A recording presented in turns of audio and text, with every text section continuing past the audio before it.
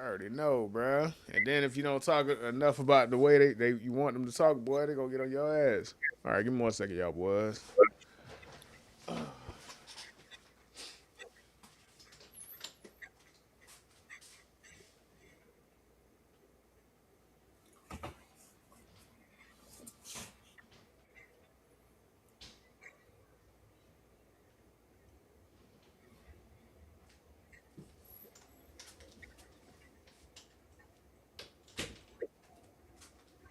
Oh shit! I didn't realize we live already. Yeah. I got the start screen. That's all. No, Oh like I shit. see us on the YouTube.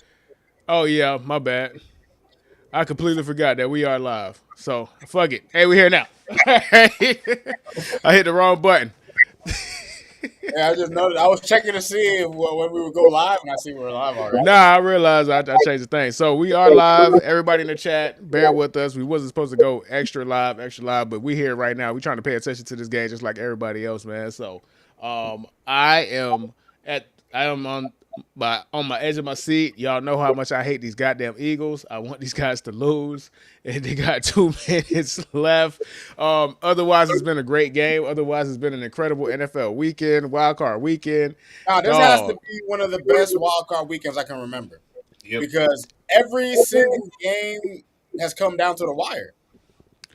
Nah, Every single seriously. game. Seriously. So, and then if you really want to expand it and extrapolate it out, from Thursday to today has been the best 4 days of football that I could imagine. If you want to go ahead and get college into it too, like the college football playoff was incredible. Miami versus Ole Miss was incredible. Even though it was a blowout, Indiana versus Oregon had a huge moment and momentous feeling to it. Then Saturday games and then today's games, bro. So let's get right into it. We are in the midst of the Philadelphia Eagles driving to have a comeback game. Y'all know how much I hate these bastards. I want these guys to lose, but let's go ahead and start with. Oh man, we got a minute and 28 seconds left. God damn it! Stack him. Yes. I'm Dang, sorry. I'm man, the trying to Eagles be. are already on their side of the field. They've been already on their side of the field. They got a minute left and they got 3 timeouts. They have more than enough time. So this is what it is, bro. This is what it is, dog. But everybody in the chat, man, how y'all feel about this weekend? We got JPS in the chat. The Carolina Rams was surprisingly good. Surprisingly for real good. Like it was surprising. Like every game was good. Like it's ironic that we'll see with tonight's game and then Monday night game, but every team, every playoff game seemed to have the right matchup where everybody was evenly matched against the person that they were going against, which is very, very rare. I'm normally used to wild card weekend suck in, or it's one blowout, or it's a very boring game. Every game this week has been lit. Every game these past 2 days have been lit.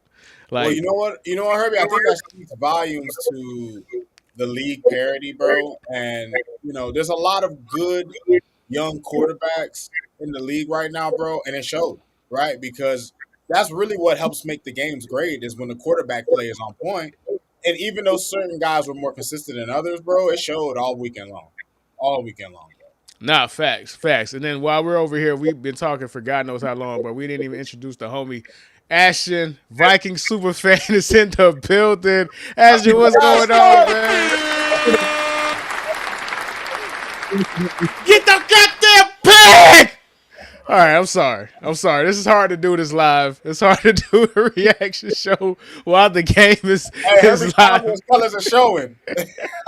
I hate these dudes, man. Like, just get the pick, bro. Have an eye on the ball, man. Are These they? dudes are They're going always for going on for the point. hit, bro. Let's Like, go. Ed Reed, that's a pick, dog. Like, dang, bro. Jesus. Oh, my God, bro. So, everybody else, Ashton, how you feel about this wild card weekend so far, my guy? Man, it was amazing. I didn't get to watch all the games, but I did get to watch like the last seconds of the Rams and Panthers. I was surprised that the Panthers even hung in there, but they beat them last time. The last time they played them this season, so it wasn't shocking. But I thought playoff time Rams would have ramped it up, but Panthers came through. They couldn't they shouldn't feel bad about the loss Nah, because for sure. yeah, they should not feel bad about. They should be looking up to the future because it looks like Panthers. I got a homeboy. He's from South Carolina. Shout out to Jesse. And he should have his heads up going forward. They have a good, solid team, and they should be something to reckon with in the next 2 years or so. Hell, Yeah, maybe. so I know they just picked up the option for Bryce Young, which obviously makes sense. It's you might as well, right? You don't do what the Dolphins should have did, which is to just let the contract play out and go from there, dog. Don't be in that situation where you're giving a quarterback money that you really don't have to, dog. All right, so we have 4th and 11. We got 43 seconds left. I'm on the bootleg website, so y'all might be ahead of me, dog. I'm gonna keep it a being with y'all. Oh, man, then we picked them. It's over. It's over. Let's go. Let's go. Get these bums out of here. Yes. It's over. Yes. Yes. Yes. Yes. I'm so excited. Hold on, guys. Hold on. This is crazy. All right, now we can officially react to the NFL wildcard weekends, man. So let's go ahead and get right to this game, man. It just ended. The Philadelphia Eagles are no longer the defending Super Bowl champions because they are not in the playoffs anymore. I cannot wait for all of the think pieces. I cannot wait for 6 months of miserable Philadelphia Eagles fans calling into their radio stations trying to get everybody's job taken. This is beautiful. The Philadelphia Eagles have just lost to the 49ers 23-19. Let's effing go. So we will start there. Rod, Ashton, how did you feel about this game? And how do you feel about the future of both teams going into next week? Obviously, the Eagles are not, they're going to Cancun, but yeah.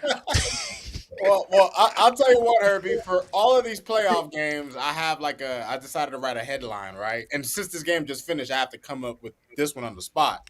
So the headline that I have for this game is Niners crap on Eagles title defense in Philly. It's over. The Eagles, they had a nice run dating back to last season. But you know what? We have these discussions, Herbie. I think it's fair to talk about the winners first, right? Because for sure. You know what I mean? And we got to give a lot of credit to the 49ers right now, bro, because they just pulled off a win against the defending Super Bowl champs, dealing with a ton of injuries, losing a ton of guys on defense. They lost Kittle in this game who had to be carted off the field, and they just kept having guys just make plays. You know what I mean? Jawan Jennings throws a touchdown to Christian McCaffrey. Christian McCaffrey was electric all game long. Demarcus Robinson just making play after play, especially to start the game, right? With a 61-yarder, and then eventually he gets the first touchdown. So credit to the 49ers, Herbie, for showing up against a defense that had 2 all-pros at cornerback, right? Yeah. Both Quinyon Mitchell and Hubert DeJean are first-team all-pro. And it didn't matter because Purdy was still – now, granted, Purdy – was probably the guy that you probably give the least amount of credit to. He really tried to throw the game away today. But for the most part, he did enough to win. And the 49ers, man, props to them. I didn't think they were going to win, bro. I had the Eagles pegged to win this game because they're just one of those teams that could have those grinder. They remind me of the Memphis Grizzlies, dog, in basketball. They just have these grinder games sometimes where they could grind out harder than you. And this is one of the rare occasions in the playoffs where they got, a team outlasted them in a slugfest. So, and Philly, bro, what can we say about Philly, Herbie? The warning signs were there all season. Well, let's hold on the Philly part, and then we're going to come back to you. So, Ashton, how did you feel about the 49ers and what they showed to this week in this game? What Rod echoed. San Francisco came in, road playoff game. They're not 100% healthy. They got Demarcus Robinson. Who saw that coming? Today, especially against 2 All-Pros on the defensive side for Philly. AJ Brown, I know we ain't gonna talk about he out of here. He gone. But Jets fans, be happy. He going to the Jets. Watch. 49ers, they got Seattle next week, but Brock Purdy he almost gave that game away with the 2 interceptions. I thought those were bad throws. At least, but not. Especially the second one. The second one was egregious. What are we doing with that? Come on. Right. So it's just it's one of those things where it's they came in, they battled through the injuries. George Kittle, I think he had a torn Achilles. I had it on mute. So Yeah, it was an look, Achilles. It was an Achilles. It was an Achilles. Yeah. I mean, shouts out to them. I know they got a tough one next week. I think they go to Seattle, if I'm not mistaken. Um, but they pulled through. Philadelphia got to be scratching their heads like, what the hell did we what the hell went wrong today? And I'm gonna put it on the offense. I'm really gonna put it on the offense. On Philly side, but yeah. Yeah, so let's take it from there. That's going to be the natural transition point. Yes, it is the offense, and it's been the offense, and it's been the offense for 2 years now. Listen, y'all know how I am. I'm a natural born Eagles hater. I despise the Eagles. They are a division row. I mean, the division foe for me as a Cowboys fan. But you can't say anything about this offense, and you can't say anything in particular about number one. Number one on that team has the biggest PR, the greatest PR in the history of the NFL. You can't say anything negative about him. You can't say he's anything less than a top 5 quarterback. Me and Rod on our platform have pushed back against that. And if you have balls, you push back against that too. And this is why. If everything is not perfect for number one, you get this. You get less than 50 yards passing in the second half. They have won 3 games in which he did not complete a pass in the second half this season. 3. It's never been done once. They did it Right. 3 times this season. Speaks volumes of that defense for sure. It speaks Hey, volumes. It Right. speaks volumes. I could not Right? understand Cam Newton was getting when he said that he's not a top 5 quarterback. Because you can't say that. You can't say somebody who won a Super Bowl is not top 5. And it's like people are incapable of removing somebody from their situation, looking at somebody as an individual, right? And we were wrong. We kind of exaggerated, but one of our most viral clips on IG was us saying that you could replace Jalen Hurts with 20 other quarterbacks and they win a Super Bowl. It ain't 20. Definitely in not today's NFL. It ain't 20. But it's a strong 10 and maybe 15. Look who he has. Look what they can do. And look how many times they have put a performance like this on display. Like, they're probably going to get rid of Nick Sirianni, potentially. They're for sure getting rid of their their You OC. think so? After a year, bro? After a Super Bowl They've season? been waiting to get rid of Nick Sirianni. They wanted to last year. People don't understand that. They just went on that winning streak and they got hot at the right time. They wanted to get rid of him last year before they went on that winning streak. Trust me, nobody likes this dude. Everybody, all his own players give him the side eye. They can't stand the guy. AJ But Brown was ready to body slam him on the sideline. Yeah. First half. Go at it. I seen that. I didn't So- have I had it on mute. What was they arguing about? What was the, God knows. God knows. Well, AJ Brown doesn't have a reason to be arguing with anybody because if you want to Not talk today, about not after somebody who today, let not the after Eagles today. down, he was considering asking. all the drama and all the crying this dude did, and he had major drops in this game. Major. The fuck out of here. So, Rod, go ahead and get on the Eagles side. Since we went ahead and showed love to the 49ers, what did you ultimately see from the Eagles? Well, here's the thing, Herbie. The Eagles resembled a team that looked like how they really looked all season, right? And when you juxtapose that to last season, the way they looked, going into the playoffs, you probably didn't have high hopes for them, but like you said, they got hot at the right time. This season, Herbie, lightning didn't strike twice. And, credit to Saquon because, he was as excellent as he could possibly be in this game, but it wasn't enough. You needed more out of Jalen Hurts. You needed more, really, from the Eagles receivers, AJ Brown. You know what I'm saying? And you just needed more from the offense, bro. Their defense, especially in the second half of the season, had been hard carrying the Eagles. They hard carried them all the way to a division title and a playoff appearance. But Herbie, it's just you know how it is. It's hard to reclaim that magic that you had in the previous season, especially when you have an offense headed by a quarterback who has halves of games he doesn't complete a single pass. Now, I'm not going to put that all on him in this game, Herbie, because Jalen Hurts did what he could do, but it's not good enough, right? If the Eagles want to remain as a championship contender every season, they got to figure that out. I don't know, and if they do get rid of Nick Sirianni, maybe they get someone like Stefanski, maybe they get someone who's more offensive minded. I don't know, But listen, for them, Herbie, they have to understand they don't have like winning that Super Bowl afforded Jalen Hurts a lot of leeway, right? And that always happens. Like Stafford after he won a Super Bowl, Joe Flacco even after he won a Super Bowl, they get lifted up. But when you dial it back, Herbie, this is a guy who's a part of a well-functioning, a well-oiled machine. So, look, man, we'll see what happens moving forward, Herbie.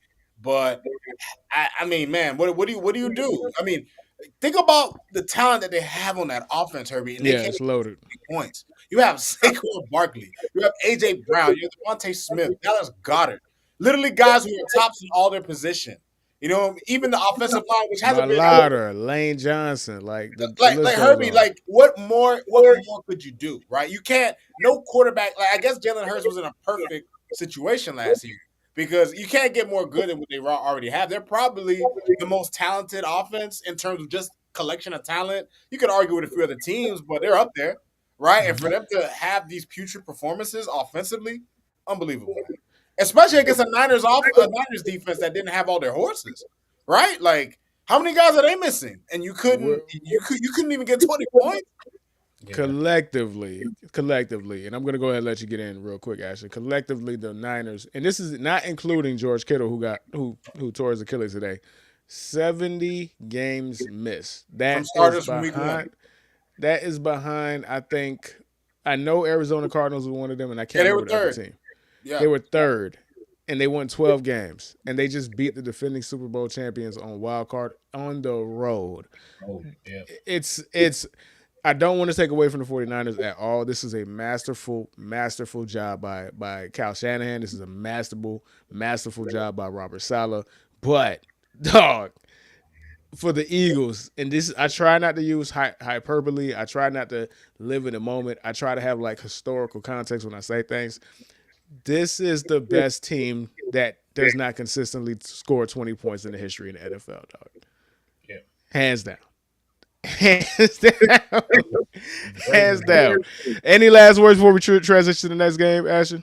I Get just the want last y'all point in. Yeah, for starting the second half, Eagles offensive possessions: punt, field goal, turnover and downs. That's it. And for that collection of offensive talent that they had, and you mentioned it, Rod, with the offensive line, it wasn't what it was last year, but they were still good. Right. You cannot. You gotta put up points, especially your defense is doing okay, keeping San Francisco contained. They got one with the flea flicker John Jennings to Christian McCaffrey. All right, cool. You got to come back. Like even after interceptions, punt. After the interception, field goal. It's just like no, you got to score. You can't. 3 points off of 2 turnovers, bro. Right. It's just like come on, you can't With do that. the- And then the playoff. When AJ Brown is your number one receiver, 3 points off of 2 turnovers. One of them got you at your own 40, dog. Yeah. At your own 40. At your own 40, man. So, yikes. But you know me, I'm happy. Oh, and let's go ahead and get some of these comments real quick, man. If you put the game in Jalen's throwing arm, you're losing. Got to utilize Saquon properly. Now, remember, Saquon did take a huge hit towards the end of that game.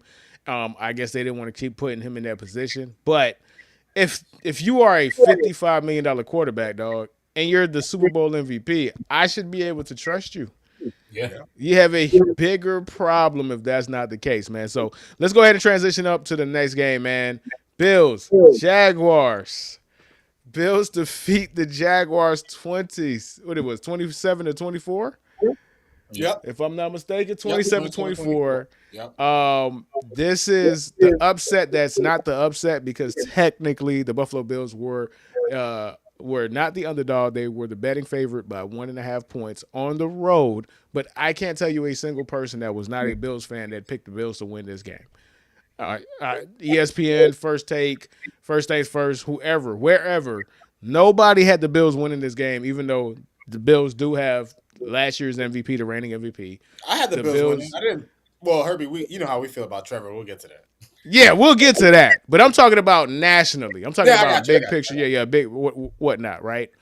And they did what they always do, which is show up, show resilience, and show that they could possibly be the representative of this year's Super Bowl on the AFC bracket side. Now, let's get into the game, man. So, Bills, Jaguars. I started with you last time, Rod. I'm gonna start with you. If you were, how much of the game did you catch, Ashton? I didn't catch much. I was out doing errands and stuff. I was just watching it from the ticker, from the ESPN ticker. Man, you was watching it for your betting purposes, man. I know you Negroes and your goddamn Hard Rock app and your fan duels and whatnot. I know. So, all right. So I'll start on my end because I was the same way. I was running errands, so I was trying to. I had ESPN radio on. I was, being a father, but I caught majority of the game. So I'll start with my assessment, and we'll start with the winning team. So with the Bills, I was actually surprised, and I was surprised that the defense was able to do what they did for the most part. Now, that Russian defense is not championship worthy whatsoever. That pass rush is not championship worthy whatsoever. But to see certain players on the back end who you've known struggle with injuries and age and getting up there, still have an elite game in Tre'Davious White. Tre'Davious White was the MVP of the game. Like Tre'Davious White in a lot of aspects, was the MVP of the game because there were so many moments that were shifted by either him getting hand on the ball or him making plays. So many deflections at the line, which always drives me crazy. Justin Herbert and Trevor Lawrence. Justin Herbert is 6'5". Trevor Lawrence is 6'6". How do you guys get so many goddamn passes batted at the line? But that's neither here nor there. That's just an aside. But that's something that drives me crazy. But the game was really good, and it felt like the right team won, but not necessarily the better team won. Correct. Jaguars looked better on the ground. Jaguars were very efficient with their offense for outside of the first quarter, because that first quarter was ugly from both teams. Nobody was doing anything. Right. But the Jaguars had the rushing. The Jaguars had more passing touchdowns. The Jaguars had, I believe, more. Let me see right now. Give me 1 second. Well, they had a number one rushing defense, and you could tell that they won their matchup because the Bills didn't run like that. Nah. And it was just like, I'm just like, dog, how did y'all not win this game? They had more total yards. They had more yards per play. Let's see here. They had 155. If you have 150 rushing yards in a game, you're not supposed to lose that in a playoff game. They were averaging 6.7 yards per carry, and they found a way to lose this game. I mean, dude, at one point, Tootin and ETN were averaging 12 yards a pop between the two of them.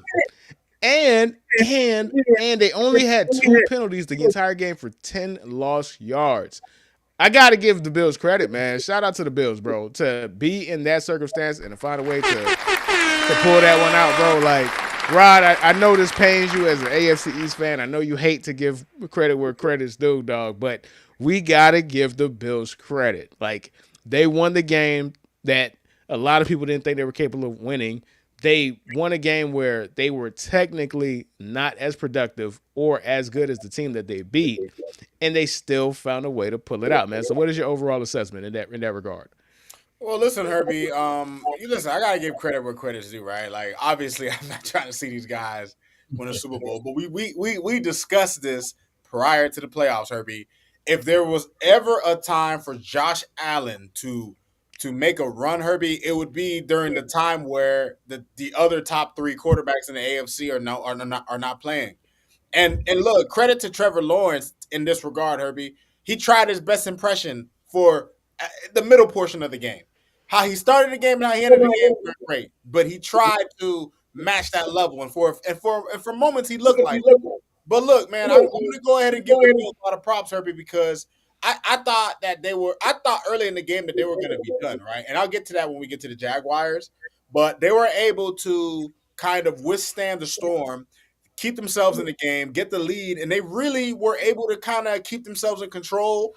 And it was weird, Herbie, because like you said, the Jags did kind of look like the better team. But credit to the Bills' pass defense especially, man. Their secondary guys like Cole Bishop, Tre'Davious White, even Jordan Poyer, old ass, was making plays. You know what I'm saying? So Christian Benford. I mean, all those guys played a hand. And look, Buffalo had the number one pass defense going into the game. Now that could be kind of skewed because their rushing defense was terrible. They ranked low in just about every statistical category you can think of for rushing. But that defense, especially on the back end, man, they showed up. And Herbie, what can you say about Josh Allen and the Bills' offense? Right? You talk about a team that was the number one rushing offense. Jags had the number one rushing defense, and they couldn't really run the ball that well.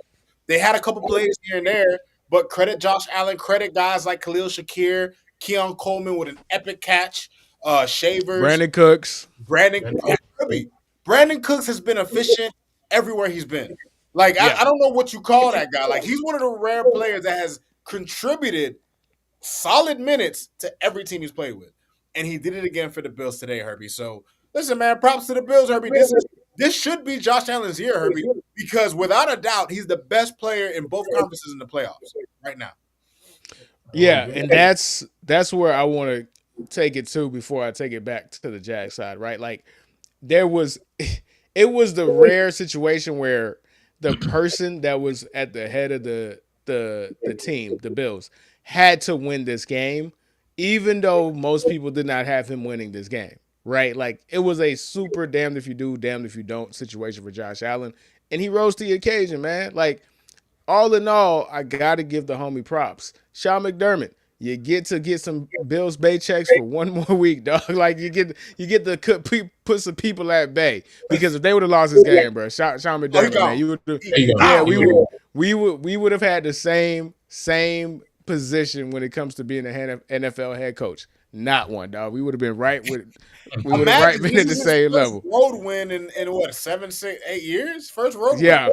Yeah. So it was an incredible game, and so let me ask you a question. When it got to the 1 yard line with the goal to go, I was actually shocked that they actually scored in that position. I would have went ahead and just nailed the ball like twice because I don't think the Jaguars would have had any, what's to call it.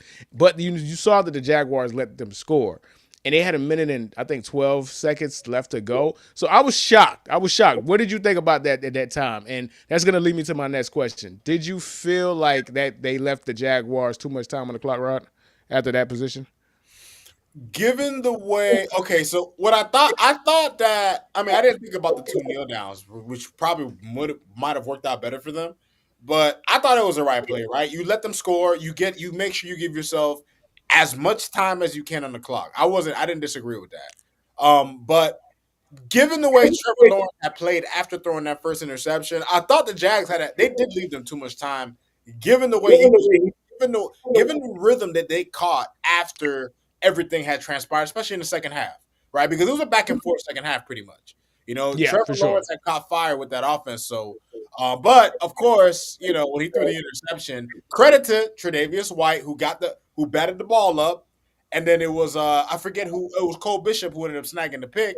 Yep. I did think that the Bills left them too much time given the way the game was going, but credit to the number one passing defense in the league, man. And this leads me to my actual question. That was just all a setup to have a stomp on his nuts Trevor Lawrence segment, man. Yeah, that's y'all Prince. That's y'all King.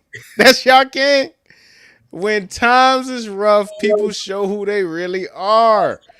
Trevor Lawrence, for as good as he played in the second half, for as good as he looked in the second half, his faults are on full display. Bro, the man just do this sometimes with the ball. That last pick was one of these, bro. He was determined to throw that ball to Jacoby Myers no matter what. There was nobody. I don't care who was open. I don't care if Brian Thomas Jr. was running a go route wide open and nobody was covering him. He was still throwing that ball to Jacoby Myers, bro. He is a 6'6" version of Brock Purdy, dog. Sometimes their brain just turns off, bro. And they just going to pick and identify who they want to throw that ball to no matter what.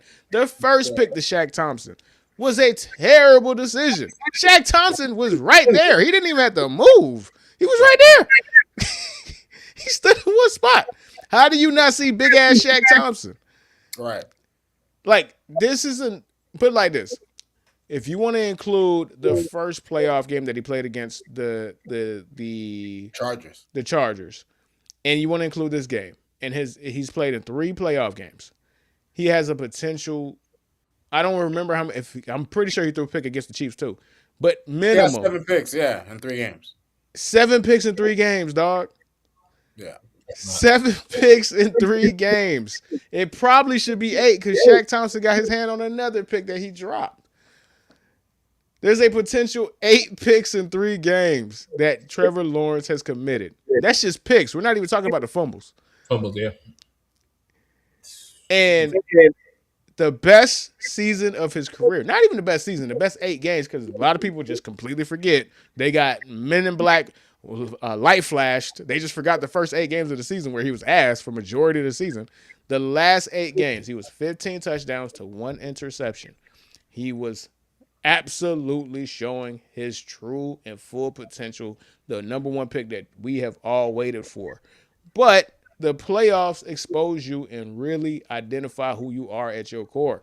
At his core, this is who he's going to be. He's going to lose the road game. He's going to lose the home game by throwing a pick to end the game with a minute left, man. It's so poetic, dog. I love it. I love it. And you know what hurts for the Jags fans? And I know that was a pitiful way for the game to end for Jags fans, but I think maybe one of the most important moments of the game, Herbie, was early in the game. And if you remember, the Jags started off with a 3 and out. Then Trevor threw that first pick to Shaq Thompson on a Tampa 2, which didn't even look like it was disguised to me. It looks like something you should have saw. Yeah. But then following that, the Bills score a field goal. Then the Jaguars go and score a touchdown. This portion of the game was where the Jags had to take control because this could have swung the game. They get a fumble on the special teams. They get possession on the Bills, 25 or something? They have a 4th and 2 that they can convert. At that point, if you convert that to 4, you're up 14-3, Herbie. But that don't happen. They end up, Trevor Lawrence's knee goes down early. They challenge. It gets converted to the Bills. And then the Bills drive 92 yards downfield, score a touchdown. That's a massive swing. Yep, I mean, massive. if the Jaguars score a touchdown and it's 14-3, we might be talking a totally different game here. Completely different game. You know, so it's crazy just the little things that happen in a football game, Herbie. And here's another thing I have, and this is the only other complaint I guess I could have because the Jags did fight valiantly for the most part. But Herbie, Liam Cohen, I get it. You have your top flight quarterback that you came here and you unlocked him, right? You know, after the first half of the season, you figured out his combination buttons to his move list. You know, left, right, down, square, square, X. We get it. But Herbie, you have a running game. Travis Etienne at one point was averaging 12 yards a pop. Tootin was averaging 12 yards a pop. Run the ball. The Bills were known. Kryptonite was the run defense, and you had success. But they just fell in love with throwing the ball, which is why I think when they didn't get that touchdown, when they couldn't convert that 4th and 2, it hurt them, Herbie, because you're up 14-3. You have a lot more incentive to run the ball. Instead, you want Trevor Lawrence to be the hero. If your hero gets you a tip pass for an interception to end the game, you know. And listen, Jags fans, by the way, Herbie, they shouldn't feel bad at all because Liam Cohen did a job in his first year as head coach. These dudes won 13 games. You know what I mean? And you had Tony Romo talking about, they could have went to the Super Bowl. You had him gushing about y'all. So, you know. Let me go ahead and really highlight what you're talking about, right? Because the numbers I'm about to throw out to both of you guys, it's going to really just be like, yo, there's no way. All right? To Rod's point, run the ball. Trevor Lawrence had 30 pass attempts. Travis Etienne had 10 carries.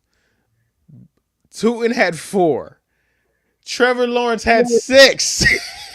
Yeah. Trevor Lawrence had more rushing attempts than the backup running back. Who was averaging 12 yards a pop. Yeah. 12.8 yards a pop. Total, the 5 players who qualified for rushing attempts, right? There's 5 players. There was total 23 rushing attempts in a game that was close. In a game where you guys were averaging as a team 6.7 yards per carry. In a game where you guys as a team got and gained over 150 rushing yards. In a playoff game. At home. In a playoff game at home. Yeah. It reminds me of Baltimore when they just stopped running the ball. during those games that they just and been where's Derrick Henry, and it's just Right. like you, I don't know. It's a head scratcher. Some of these coaches, and I've seen it a lot this year, where they just instead of just going with what got you there, they say, "Oh nah, I'm smarter than you. We're gonna throw the ball," and then this type of stuff happens where you're looking at the stats and you're looking at it's like, how do we lose this game? And it's mind boggling to me. No, we'll get to a game where you ask, "How do we lose this game?" We'll get there. Like, this one, I can see how you lose this game, right? Like you give up a very long drive, and because at the end of the day, remember, at one point it was 24-20. Just get a stop, right? Like just Yeah, get a stop. For as much as we're talking ish about the offense and the decisions that the offense made, the defense got to show up too. The defense was very good for large stretches of the game until they were not. And like you said, in that third quarter, they just went back and forth, busted coverage on both sides, long conversions, giving up long third and 5+ conversions on both sides, right? Like both teams on offense show resilience, but if I am averaging 7 yards a pop, maybe I don't have to throw the ball 30 times with Trevor Lawrence, dog. Like, yep, if I'm averaging 7 yards a pop, how do the Bills have a 33-22 time of possession advantage? Something's not adding up if we're rushing the ball that successfully. That means you're going out of your way to throw the ball for no reason. And I love it because that means you trust Trevor Lawrence more than you got any business or any right to do. Yes, yes, yes. What a beautiful playoffs, man. I'm getting everything. The only thing that I got that I didn't, that I wanted that I didn't get was the Rams winning against the Panthers, man. So let's take it there, bro. Rams defeat the Panthers in a actually surprise game of the year. I mean, yeah, you could make the surprise game of the year. That 34-31, incredible game, absolute theater. I'm cool with the team that wins the division winning the home game because look at the crowd like that. It felt like it was a college environment, bro. Like you need moments like that to see how every single team is beloved by their city. If you give them a reason to beloved them, yeah. like I don't think I've ever seen that much people at a Carolina Panthers game, bro. Like I would have to go 10 years when Cam Newton was there, dog. Like it was ridiculous. Like I could barely hear Greg Olsen on the broadcast. Like, so it was an incredible game. I don't want to spend too much time there because I want to spend time on the next game with our NFC North correspondent. So we could just blitz right through it. What were your overall thoughts? And I'm gonna start with you, Ashton. I know you say you caught the end of the game. Yeah, I caught the end of the game. Overall thoughts. I'm surprised that Carolina hung in there. I'm surprised the way how Bryce Young played. As you mentioned, the fans. I think last year I remember seeing they had tickets for like $10, $15. So so it's a good turnaround. Who saw this coming from Bryce Young? They play good. They have nothing to hold their head down about. They played good. Rams. You can say they got away with this one. I remember seeing something where Matthew Stafford that last drive, he was like, "Let's go take their hearts," and that's just a veteran team. They know what they need to Yeah, do, yeah, and you got to tip your caps off to them. It was overall a good game though. It was overall a good game. right. Headline I got for this game, Herbie, is Rams batter their way out of the Panthers den, Herbie. Listen, when you look at the story of that game, the Panthers dominated in the first half of that game, right? Yeah, Pretty much up until the end of the second quarter where the Panthers had it down 3. After that, it just became a seesaw affair where these teams traded blows. And the Rams, Herbie, this is what I can say about them. I've never seen.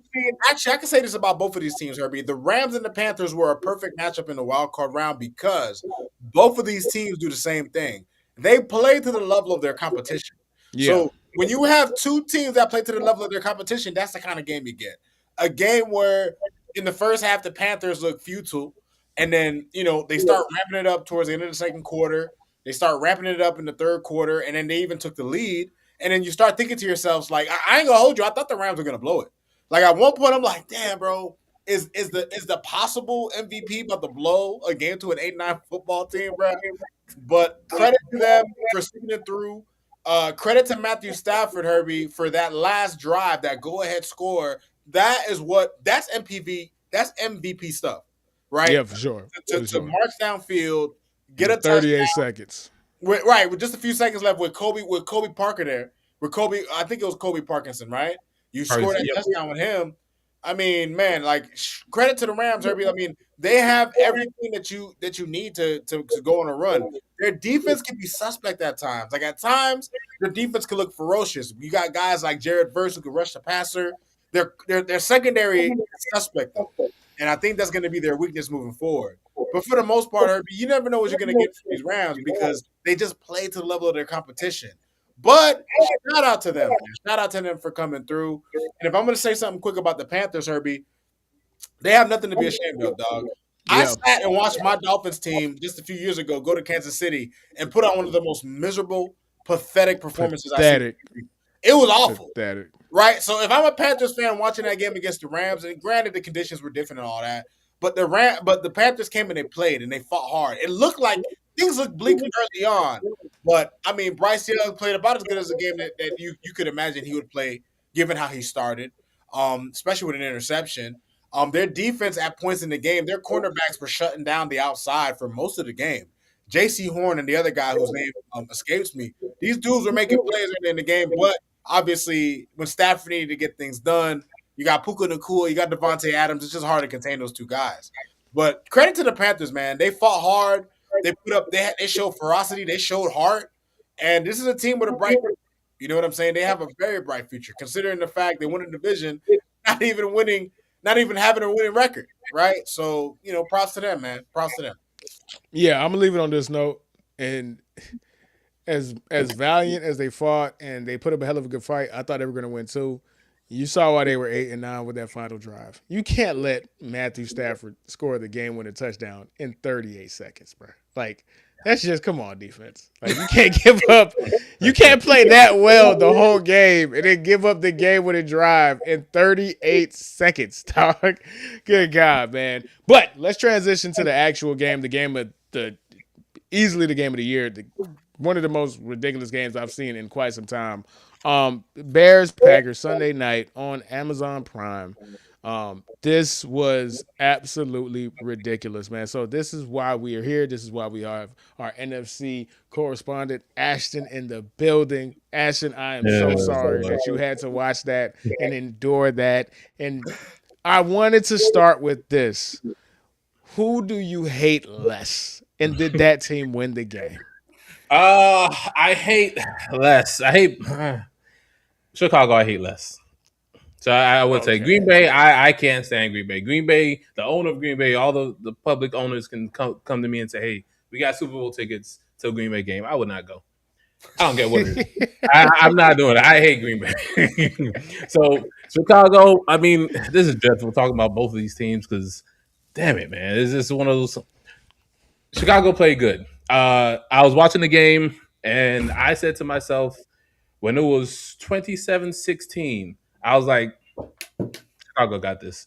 I was like, I already know if their next drive, if they score a touchdown within at least 2.5 minutes, which they did, I said Chicago's going to win this game, and that's what they did. They did it last time. The last time they played, it's just one of those things. It's like Caleb Williams, man. I got something to worry about in the future because it's like we got Caleb Williams, we got Jordan Love, and then I got this guy up here.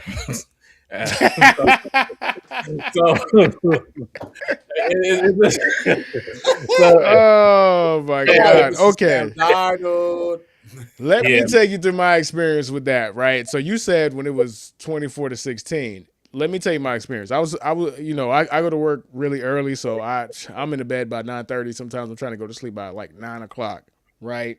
When the score was 21-3 at half, this is how I know this is a completely new Bears team. This is a special team. This is a special moment that they're in. It's just been an extended moment going back weeks because how many times they've come back?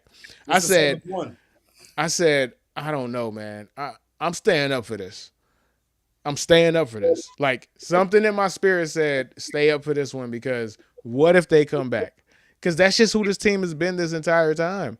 Yep. What if they come back? And they came back again. They scored 25 points in the fourth quarter alone. And the crazy part is they had still, as great as the comeback was, they still should have lost. Like, so many things have to go right for you to make an incredible comeback like that. Like, the kicker for the Packers missed a point after and 2 field goals. He literally cost them 7. He's cooked. He's so done. I've never seen. You're not getting on the plane, dog. You're not getting on the plane, bro. You're not getting on this plane, bro. Call whatever, call an Uber. You feel me? Like, you staying here, dog. Figure out how to get back to Green Bay on your own dime. You're fired, bro. You're fired, dog. Like, and that is a part of it. But even then, the great plays that have to be made, dude, to the scoring drive to take the lead, it was 4th and 8 when Caleb made that ridiculous throw. It was 4th and 8. Bro, Herbie, how the hell do you make a play? Like, this is why all the people who are clamoring for Caleb Williams to be a bust, this is why y'all can't even show y'all face no more. Herbie, At all. This dude got flushed out the pocket, running, has a defender bearing down on him, throws on the run, falling down, throws a dot down the field. In the air. Both feet in the air, bro. Like, we have been critical of Caleb for when he came out. I was critical of Caleb when he came out. I was critical of Caleb last year because I felt like the conversation around Caleb was too one-sided in regard to blaming everybody else except for Caleb. And even in this game, you see the faults with Caleb. Caleb had 300 yards passing, and he didn't complete 50% of his passes. That Caleb will make the most amazing throw you ever seen in your life, like that throw he made on 4th and 8, and then miss people all over the field. It doesn't make any sense. Like 2 plays prior on the 2nd and 3 where he throws it in the dirt. 5 yards up the field. He literally did those plays were not that far apart. Right. But that's what I said the difference between Caleb and Trevor as far as being generational prospects. I've always maintained that is something that you have to invest in when it comes to Caleb Williams because he truly can make throws that nobody else in the world can make. I think Patrick Mahomes, peak Patrick Mahomes, is the only person, him and maybe Josh Allen, the only 3 people on planet Earth who can make that throw in that situation. And it'd be a dime. Like, it'd be a dime. You have to truly identify him as a true generational prospect because he has generational arm talent. And now he has generational, I got that dog in me too. Yep. Like 7 times they've done this. Yeah, man. And 6 was already the franchise record for the regular season. So imagine. They were down 15 points going into the 4th quarter. Yeah. And they pulled it out. This wasn't against the Browns. This wasn't against the Titans. This wasn't against the Jets, man. This was against another playoff team. And this was against a team that has a reputation for being a good organization and a good team on their own right in the Green Bay Packers. And they did it again. And it was an incredible, it was theater, bro. Like, this is going to make it hard for every other sport in America. Like, this playoff, like this wild card weekend, whatever I felt about football leading up to this, and then, boy, oh my God, it was a long last 2 weeks of the season. God damn, it was some bad football, dog. Facts. Good football is better than anything else on the planet, bro. So let's go ahead and get to the Packers side, man. Let's start with you, Asher, man. What did you see for the Packers, and was because this is I think how many games have they blown a double 10-point lead? I think this is 3rd or 4th. Yeah, probably. Yeah. So you, as a NFC correspondent, man, is this par for the course for this current Packers, man? Yeah, it is. With the Packers, they just get in their own way. I know they didn't have Micah on the defensive side, but sometimes it doesn't make sense. Come on, 24 for 46, 323, 4 touchdowns for Jordan Love, and you can't find a way to win the game. and then you still had a chance to, and I saw the last play, but I'm just like even then he threw it to the defender. I'm like, give your players a chance. You at the 23-yard line or so, 25-yard line. Just throw it up in the air by your receivers. Maybe something may happen. Who knows? But it's just I don't know. Honestly, I wouldn't be surprised if LaFleur. I don't know. Maybe he got one more year. He could be done after this year. I'm not really sure. I would love for him to be done this year, but that's just my Viking hate coming in. But yeah, man, they just gotta find a way to win. I'm looking at the stats here. The turnovers. How many turnovers did they have? Oh, so if it would have been the 2 picks from Oh, okay. Caleb, so that's 2. And I don't remember if they had. Hold on, let me look it up right now. No, they didn't have any turnovers. Oh, for No, the Packers. Yeah, Packers didn't have no turnovers. So it's like you had no turnovers. What exactly? And you won the turnover battle.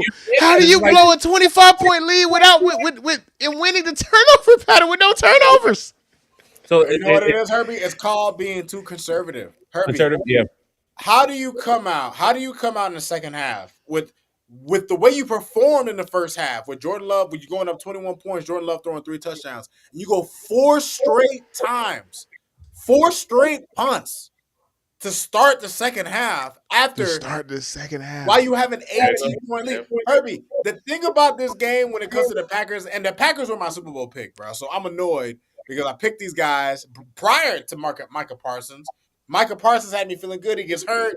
I still was riding with him, and they're done. And I was feeling good about the Packers in the first half. And then the second half came, Herbie. And I'm thinking to myself, well, shit. In the first half, the Packers, what were the Packers doing? The Packers won. They ran the ball far more effectively, which in turn led to their play action plays killing the Bears defense.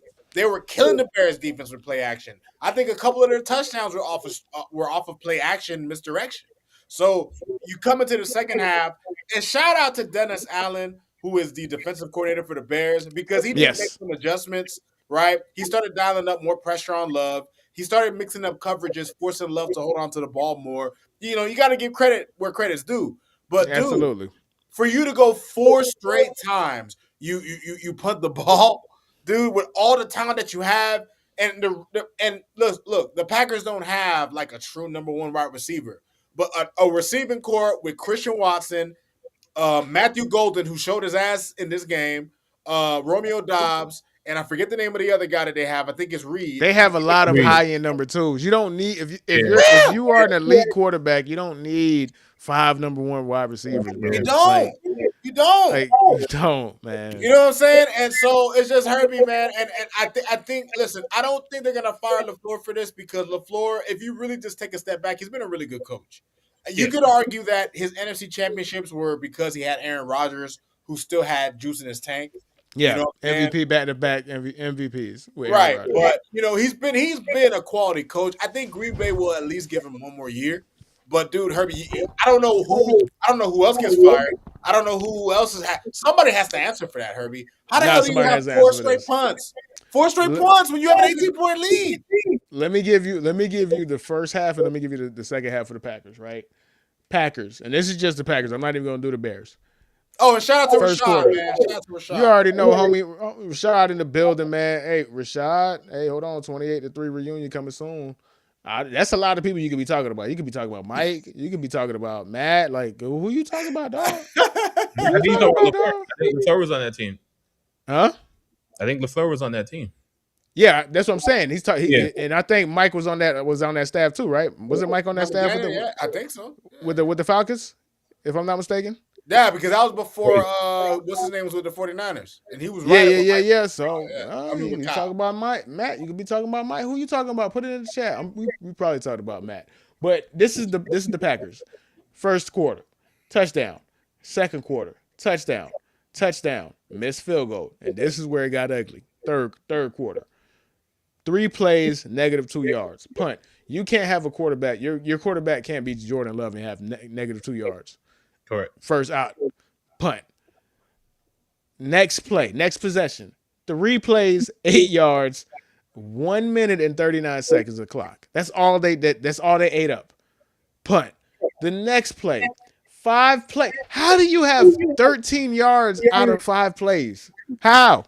How do you get 13 yards out of With 5 the plays? skill players and quarterback that you have. Yeah. Come on. Punt. Going to the fourth quarter.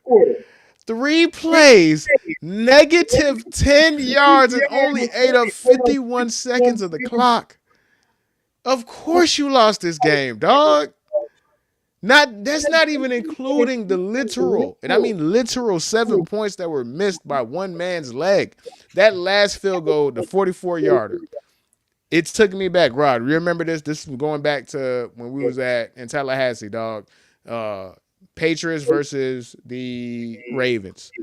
And I not remember who the kicker was at that time. Was it Billy Cundiff? It might have been Billy Cundiff. And I looked at you. I saw Billy Cundiff's eyes, and I looked at you. I said, oh, he gonna miss that. He got lemon booty. He got lemon booty. The Packers kicker, you see the lemon booty in his eyes. And I said, oh, I'm not going to be on here and said that I said that he's going to miss like I said with Billy Cundiff 10 years ago. But I said, I don't like how he looked. He looked nervous. What happened? Right after I said I don't like how he looks nervous, he misses the kick. And I forgot that he missed the first kick. And I forgot that he missed a point after. So I was already just thinking in isolation that, damn, you missed that kick in that situation, completely forgetting the fact that he missed 2 other kicking opportunities, dog. Right. As a kicker, as a special teams player, or I'm not even going to say special team players because that includes the guys that are actually on special teams on kickoff and punt returns. No, you're a punter and you're a kicker, dog. You got one job, dog. Do your fucking job, guys. Just one, guys. One. Just fucking one. These dudes are in negative degree weather, putting their bodies on the line. All you have to fucking do is kick a ball, dog. Hey, how are we still doing this? Unbelievable, bro. I know that's what made Packers fans sick, but listen, I know Packers fans are probably calling for LaFleur to be fired. I don't think he should be fired, Herbie. I think he's done. Like, it's hard when your kicker misses 7 points. It kills you. But I don't know if he has to fire his offensive coordinator. They do have to make some kind of change because you can't have the talent that you have and then and start the second half with 4 straight punts in a game where you have an 18-point lead. Like you just can't do that, especially given the way that they were playing in the first half. You have to figure something out. You have to execute. So it sucks for the Packers, Herbie, because yeah, for sure. You know what I mean? They had a lot of high hopes given, especially after they acquired Parsons. But, for the future, man, they're good, man. They're still in good hands, man. They still got a lot to look forward to, Man, for sure. Let's get your shots in, man. I can't step on their toes. They got farther than me on my team, so I mean, so I can't talk. But I mean, I think they do some coaching changes for the coaching staff. But I believe LaFleur last year is next year, so he will be.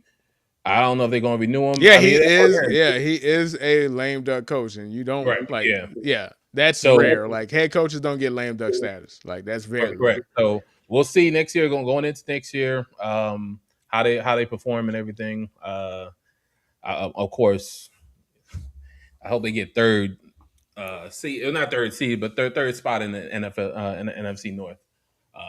But it's just one of those things where it's like this shouldn't even happen.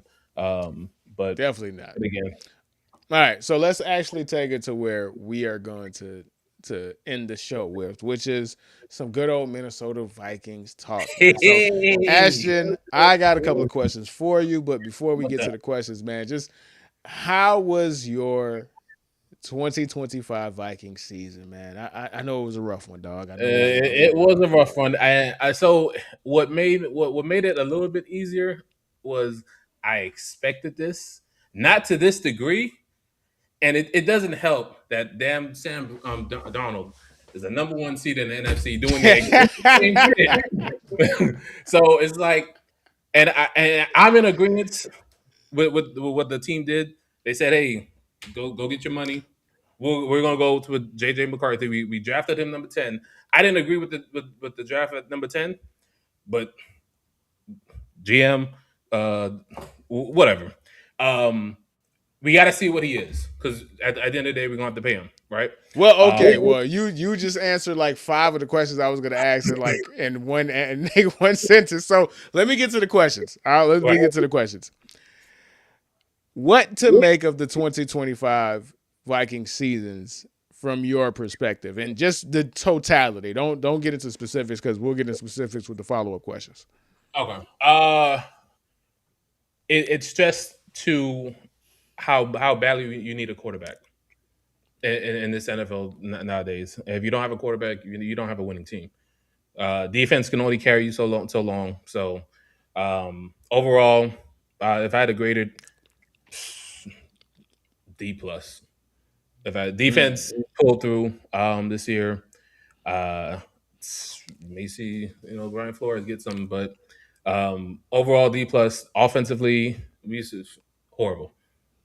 It was just, defense is the only reason why I was watching the games, just to see how we'll perform and everything. But offensively, we JJ McCarthy got to get it together. All right. So aside from JJ McCarthy, because that's one of those questions I'm going to ask too. Mm-hmm. What in your mind? What was the biggest regression? What was the biggest cause of the regression? I think it's only JJ McCarthy. JJ McCarthy. Obviously, like it's obvious. He's numero uno. He's numero uno. Let me ask you, Ashton. I gotta ask. And shout out to Judah, man. Shout out to Judah, man. Appreciate you being on the show. Hey, but Ashton, let me ask you, man. What are your thoughts? Like, how do you feel? I'll put it like this: do you think you'll see improvement from JJ next year? I believe we are going to see an improvement based off of what I've seen for the past four games. He looked like he got it. He understands it now. And not to throw shade, but you saw what he did against the Cowboys, right? You saw it. Come on, man. What are we doing, man? Like on our platform, that's what we doing, fam? Like, you could have said that on Facebook, dog. Like, what you doing, man? You could have kept that in Facebook, bro. You brought that to the platform, fam. I see how we doing. I see how we moving, man. I see how we doing, dog. I just had but based off the last four couple games, it looked like he got it. So I'm eager to see how he's going to take that into next year with another year under the belt with just Jefferson. Addison, I got a feeling he gonna move. I don't think we keeping Addison for some reason. Right. This is his third year. We got to see what he has to offer. We got to see what he has to offer. Okay, so it is his third year technically, but it'll be his second year as a starter, right? Because basically, we have to just chalk this up to being, which I don't like. I hate that. Like you've been in a professional setting for a year. I completely hate it in basketball, but football, I will say that it's completely different. The speed is too different or whatever. So, and it's only 12 games. So I am cool with saying that this was his rookie season. Speaking of quarterbacks though, we have to ask the elephant in the room, and you already mentioned his name, but how does it feel watching Sam Darnold on the Seahawks? Like, are you watching as a fan? Are you watching in support? Like, hey, I know what happened, so I'm rooting for Sam. Nah, you gotta be at least 3 years into the season to even get that type of insurance from fans. I don't want to see him do bad because just overall what he's been through. But from a Viking fan, that it just sucks because we had him on the team and he did the exact same thing. Yeah. Right. It didn't end well last year, obviously, but it just makes you think like, damn, what would have happened if we would have kept Sam Darnold? Who we could have been in the same. We could have been number one right now. Who knows? But I mean, Justin Jefferson wouldn't have done a whole invisible cloak impression. Yeah. Right. The fact that Justin still got 1,000 yards. Even though it took him the last game, it was quiet. It was very quiet. I was when he caught, I think it was like a 15-yard. I was like, thank the Lord, just go. It's like your season's done. You got your 1,000 yards, cool. But seeing Sam Darnold, it sucks. It just sucks because it's like, damn, he was with us last year, and then we see what they signed him for. compared to could we have kept him for another year just to see? Yeah, but at the end of the day, we got to see why we drafted this kid at number 10. Hey, first off, before we go ahead, man, we got the homie Judah. Judah is a Bears fan, and he's on y'all neck, man. He talking cash. He talking cash shit. Welcome to the show. He talking some cash shit, man. Check this one out. What's his alter ego? 9. Laughing my ass off. The guy's a joke, man. That's how they talk about your quarterback, Ashton. That's crazy. He can talk. That's fine. The only thing I can say is he showed out that first game of this season. He did do a comeback this season, and he almost beat Chicago again. But Caleb come through. I can't talk. It is what it is. Yeah, it's not the time. Yeah, you gotta take this one. You gotta take the L. You gotta take the L. You definitely gotta take the L, bro. I'm gonna take the L on this one. You gotta take the L, man. We're gonna see. So you have mentioned, and you've mentioned the last 4 games, and you've mentioned the progress, and you just said it. You said, I think I understand it now. So I was gonna ask you the question, but I'm gonna ask it anyway. So obviously, you still have faith in J.J. McCarthy. Now, is this I have to have faith in J.J. McCarthy, or I legitimately have faith in J.J. McCarthy going into next season? I legitimately That's a funny question. Yeah, I have faith in him. I do have faith in him. I don't think he's going to be a Joe Burrow type of quarterback where he can throw 250. I think he's going to be for the most part, game manager, somebody that's not going to lose you the game. And I'm okay with that because how we feel right now, that's what we need. We need somebody that, and you saw flashes of it with the Detroit game, both of the Detroit games, where clutch moments he came through with throws and he was not rattled. So it's there. Yeah, it's there. For perspective, besides the Giants game, he looked good. Against Washington, Washington was. Sorry, I'm bringing this up again. Dallas, he looked amazing against Dallas. Now, granted, Dallas doesn't have a solid defense, but just getting into that manner of game time or a game flow and everything, and making the right decisions. Yeah, you saw the building blocks. You saw the building. Yeah, I did see but I didn't see it early in the season. No one saw it, but right. I did see it at the last 4 games, and I'm like, all right, we can build off of this. Who knows what might happen next year? So I'm hopeful. I'm very hopeful. Rod, let's go ahead and add to the conversation. So let's get an outside person's voice. What do you feel? What is your opinion of J.J. McCarthy as of now? Right? Because obviously you didn't watch him every game, but how do you feel about J.J. McCarthy as somebody who's not invested in that sense or the same capacity as an Ashton or other Viking fans? Well, listen, Herbie, I'm in the business of being fair to people, right? And if I'm going to be fair to J.J. McCarthy, number one, he was hurt a lot of the season. Right. So he didn't have a full year to play. And if I'm being real, I didn't really watch too much of him, Herbie. So I would be doing injustice if I tell you I think he's going to be terrible or if I think he's going to be good. But from what little I did see from him, Herbie, I don't think it's a bad idea for the Vikings to keep trying. You already invested a high pick in the guy anyway. And, he had an inconsistent first year because he just wasn't on the field. Now he's going to have an entire offseason where you have the Vikings front office can continue to build around him. They have an idea now, at least, because with game film, you know what his strengths are, you know what his weaknesses are.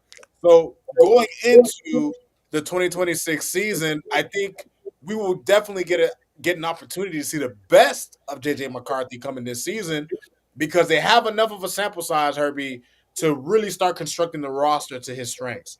Right.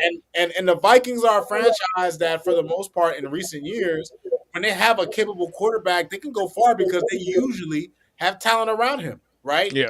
They'll have Kevin O'Connell, who is one of the best quarterback whisperers in the league. And then Brian Flores, if he doesn't get snagged up, you have one of the best DCs in the game. So I think the Vikings, they had a bit of a lame duck season. You have the rise of Chicago, the fall of Detroit, and then Green Bay to be in the mix. But I mean that division is going to be hellfire for the next few years because you bona fide have two bona fide quarterbacks for sure, for Caleb sure. and then Jordan Love, and then with the Lions, even though Goff is so, you have a great coach, you have a great culture, and the Lions can get themselves back in it too. So the Vikings, y'all have a gauntlet ahead of Yeah, you. Nah, yeah, for we sure. do. So We do. that you brought up a name, and that was actually going to be the last question I was going to ask Ashton. You brought up Brian Flores. So last question before we get up out of here, Ashton, is: do you expect any coaching changes? I do. And if you do, it's more than likely going to be Brian Flores.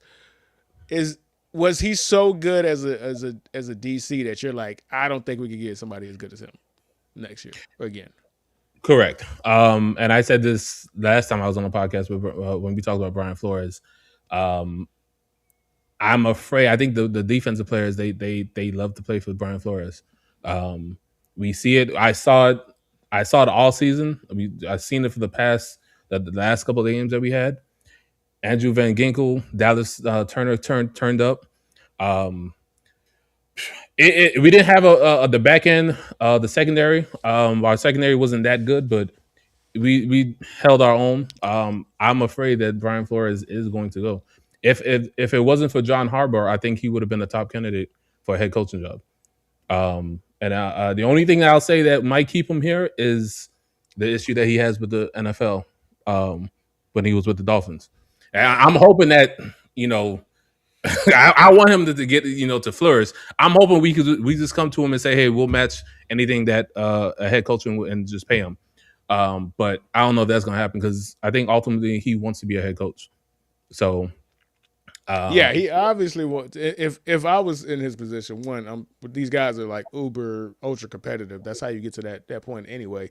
And yeah, two, there's a wrong that he feels that he has to right. And I don't know. I don't mean personality wise, but when it goes up in flames the way it did in Miami, you want to get that one off your jacket, right? Like it's such a failure, and it was such a public failure that you want to say, hey, I need to get that one off. Like, I need to prove to people that I am actually a championship level coach.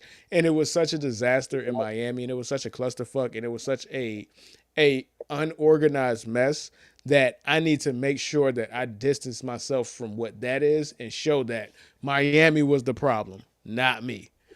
Now, Miami fans obviously feel completely different because we have more context and we understand that there was a lot of at play for all sides and all parties involved.